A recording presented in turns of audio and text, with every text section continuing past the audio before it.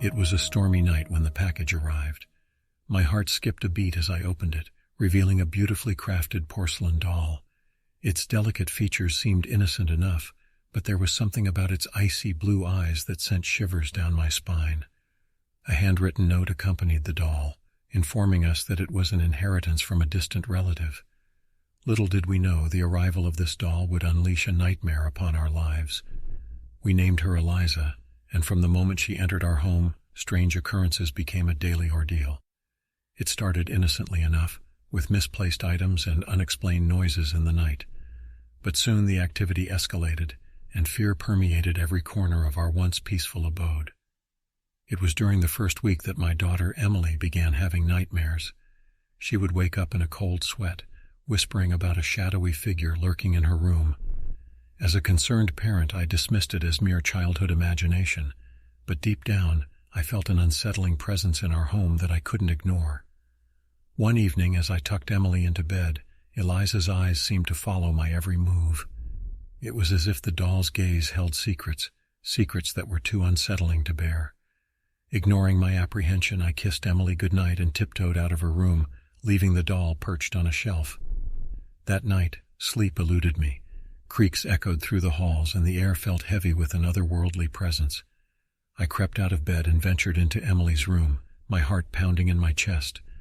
And there, in the dim moonlight, I saw Eliza sitting at the foot of Emily's bed, her porcelain face twisted into a malevolent grin.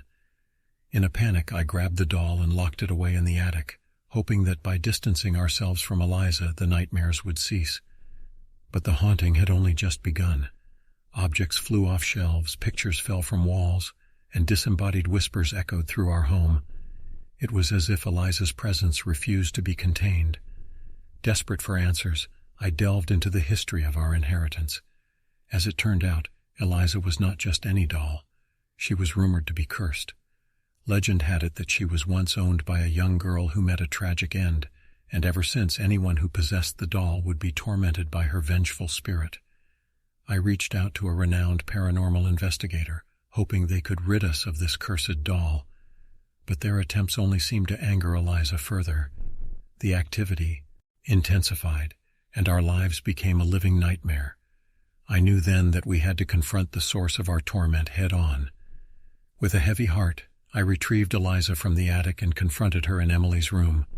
The atmosphere grew thick with an unearthly energy as I held the doll in my trembling hands.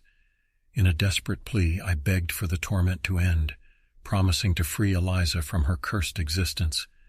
As if in response, a chilling wind swept through the room, extinguishing the candles and plunging us into darkness. Fear gripped my heart, but I knew I had to press on.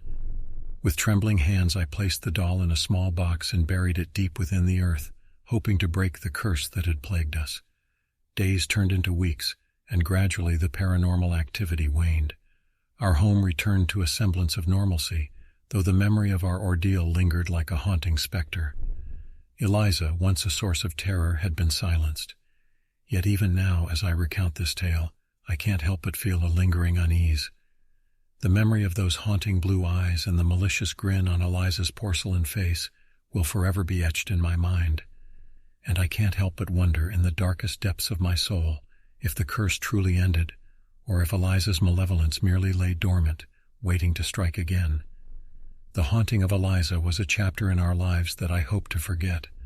But sometimes, late at night, when the wind howls and the house creaks, I can't help but wonder if Eliza's presence still lingers, waiting for another unfortunate soul to cross her path. And in those moments, as fear grips my heart, I am reminded that some nightmares are not so easily forgotten, for they are woven into the very fabric of our existence, haunting us long after the tale is told.